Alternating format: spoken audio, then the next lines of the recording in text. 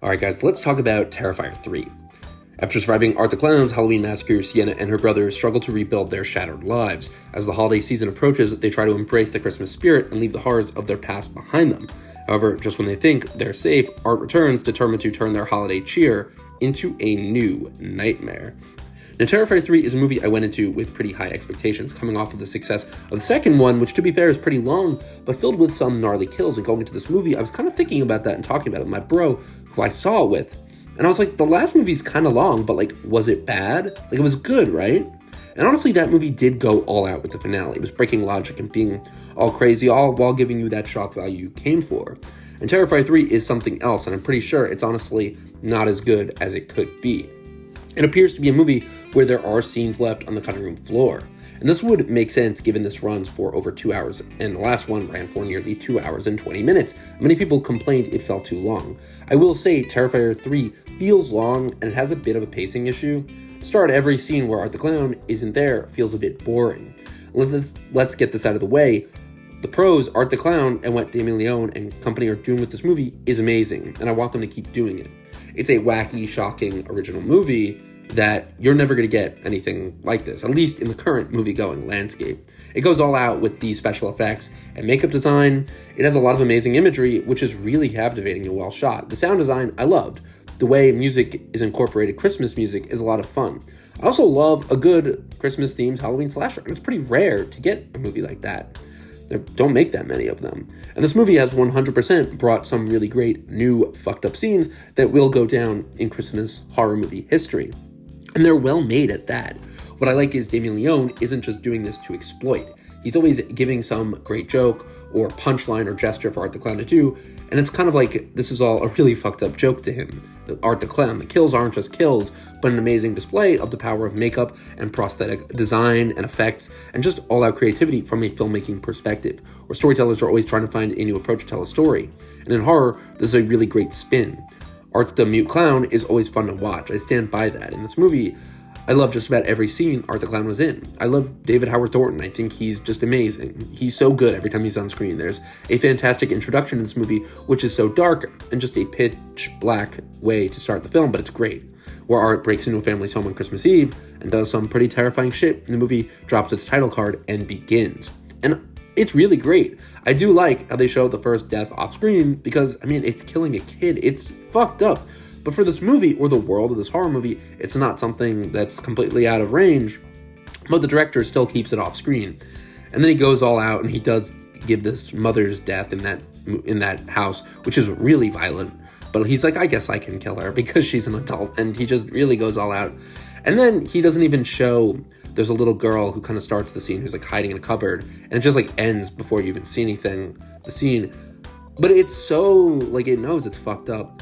And then you have Art the Clown in a Santa costume, so genuinely dancing to Christmas music, you just can't help but at this point know what this type of movie is. It's like a modern Nightmare on Elm Street or Friday the 13th or Halloween, but really Nightmare on Elm Street because Art has this kind of funny energy that matches Freddy Krueger.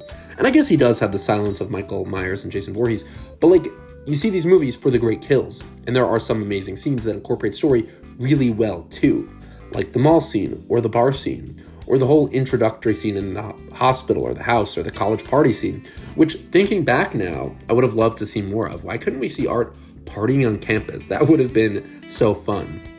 But you go to a movie like this for the crazy gore and violence, or you are seeing it because you like horror, or because you just like Art the Clown. It's a very specific independent movie that got funded at $250,000 and ended up making $15 million. So it's not this big blockbuster. It plays in theaters, and we're lucky we get to see it in the theater, which, the fact that it's not even rated, it doesn't have a rating. It's not rated R or NC-17 or X. It's just not rated, which is why it gets away with these fucking insane kills. Not a lot of movies can do that. Or movies are more boring because of that. But there's some weird trade-off here, and it makes me think there's less studio interference, which can be bad, but sometimes it can be good. There's just a bit of a pacing issue here that for me is hard to ignore and has to deal with all the stuff involving Art, and how this movie gets caught in the mess of being a third sequel in a trilogy with some very convoluted and specific lore. And it's very hard for this film, at least in my opinion, to balance all of its characters, the old and the new, and keep this entertaining through line of suspense, or at least some tension, or some consistency with characters. Because, as it stands, the way this movie is organized, it's a bit messy and it feels long. It feels like it needs to be trimmed just a bit, like characters spend too long talking. Mostly the main girl, Sienna's family. So after we get this cool intro with Art, which does kick ass and is very original and daring, we get a flash forward to catch up with the last movie, which makes sense. The director wanted to start on an awesome scene that hooks you, and it does, and now we're with the plot, which has some cop going to where Art died in the last movie, and he ends up being murdered by Art's decapitated body. And then there's Art, who doesn't have a head, using the cop's head as his head on the subway and going to a hospital to get his own head back. And all this stuff is great. I love it. It's so darkly funny, and it's so fucked up, and it knows it is. And the entire opening sequence in the hospital, which I'm not sure if it was shot a couple years ago because it was partly in the post-credit scene of Terrifier 2. But anyway, it's so messed up and original. I love it. But then it goes away. And then we get this Hallmark Trek that, should be good, but it just isn't. Even big studios, who I know, I will argue, pump out the same cookie-cutter stuff all the time, do sometimes manage to trim and make scenes like this that aren't as interesting flow better. And to be fair, I do think it's good that Damien Leone does give us these characters' backstories. He makes us sure we know everything. How Sienna's staying with her aunt and uncle and cousin after her mom died in the last movie. Her brother's at college. It's just there's so much to get to, and it seems to take forever. At one point, she's writing in her diary she's happy staying there for her first night, and I'm like, it's only the first night? It feels like she's been there forever. There are a lot of characters to deal with, and a lot of time, what makes it slow is they aren't actively doing anything. They're sitting at a table. They are talking and reminiscing. They're trying to create a bond with Sienna and her little cousin Gabby, which I do think is smart. It's the purpose of keeping these scenes so extended because we haven't seen Gabby. She's just introduced in this movie and they want to build this bond so you can care about them. And maybe the budget is somewhat limited because it's very clear watching this movie that the budget mostly goes towards these insane special effects, which is totally worth it. That's fine. But some of these scenes or the way these scenes flow have got to go.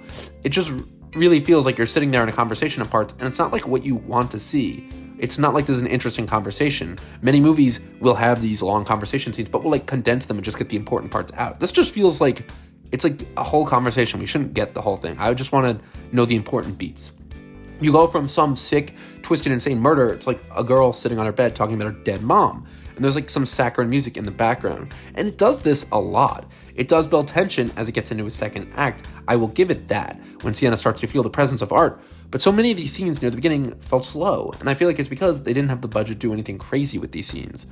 Imagine if the family was out doing some bonding activity, like going to a parade or Christmas shopping or going to a diner, and she sees Art the Clown. It makes sense, and I justify having to limit your budget or make your project within reason. It's just in this case, you should find a way to trim the scenes and make it work with the story you have. There's also just some straight pacing issues that are feeding you too much information.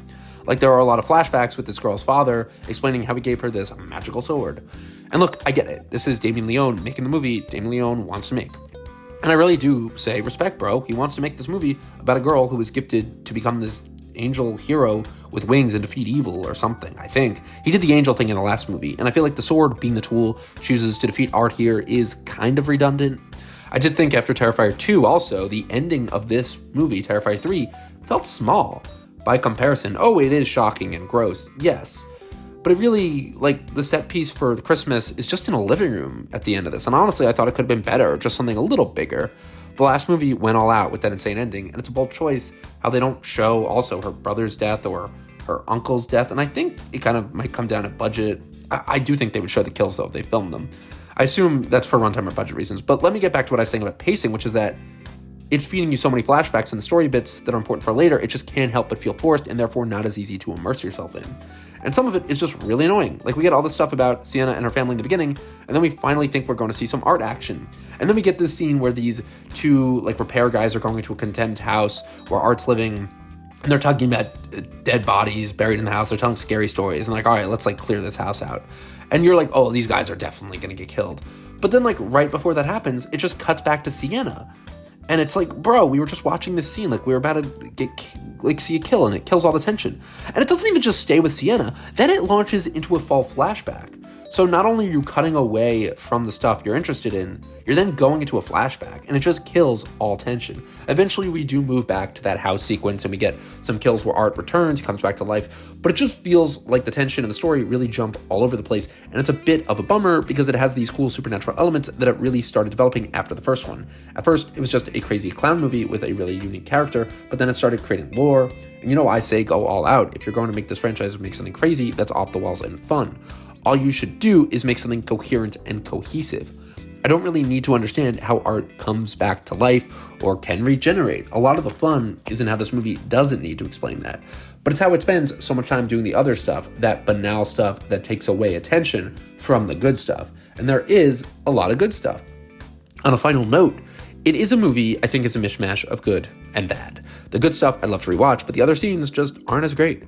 But at the end of the day, I'm not going to say Terrifier 3 is a bad movie. It's too much of a black sheep of a movie to do that. It's so unique and stands out on its own. At least in the modern era of the horror movie going theatrical experience, it's hard to even categorize where I'd put it.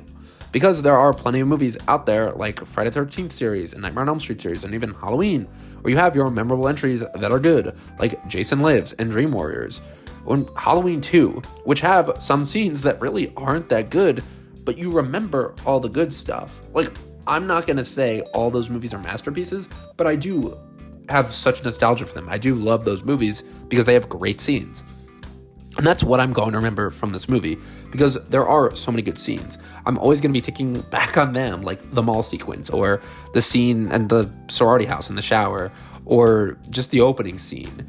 And even the bar scene. There is a lot of good stuff here, so I'd like to leave this on a positive note. Damien Leone got to make his dream movie, or at least the movie I do think he wants to make and show his ideas. I love that he gets to do that, and he does that. It's a very admirable thing. He's putting his budget to use in the best way possible. I mean, the practical effects in this movie are really unlike anything else from this year. We did get the substance, but honestly, this was a little more insane than the substance. And I will be seeing Terrifier 4 when it comes out. If it has a tight story that keeps the plot suspenseful but moving forward. I don't know if it will, because the mythology in these films is fucking insane. But I know Damien Leone will find a way to hook us, and I will be seated.